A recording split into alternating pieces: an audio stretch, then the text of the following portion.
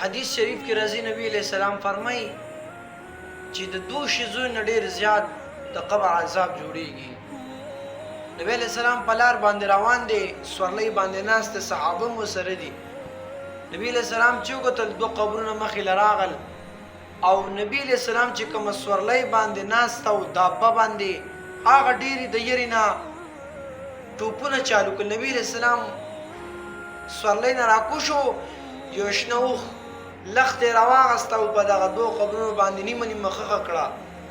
او بیا صحابو ته وفرمیل ای زما صحابو که تاسو ته به ما اوس دا دوه مړي ښودلي وو، ښکاره کړي به مې و الله ته مې سوال کړی چې الله دا زما صحابو ته وښیه، خو الله ځکه پټ کړي دي چې بیا به تاسو خپل مړي ښخوئ نه او عذاب د څه وجې نه میلاویږي. نبي علیہ السلام فرمایي دا یو چې کوم دی د تشو متیازو نه به ځان نه بچ کړو. حدیث کې راځي استنزهوا من البول فإن عامة عذاب القبر، تاسو د تشو متیازو نه ځان ساتئ.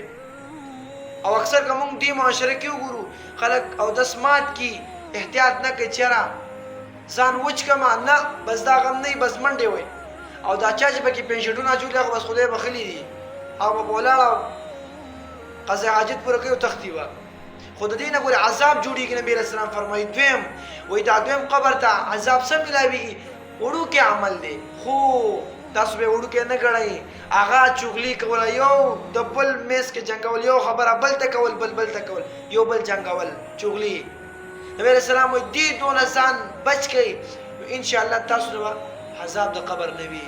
د دوه عملونه کول، چغلي نه کول، د تشو متیازو نه ځان ساتل او نور چې کوم د الله رب العزت احکام دي هغه په خپل ځای باندې منل راوړل او د نهو نه غلط کارونه خلک منع کول او ځان هم ساتل.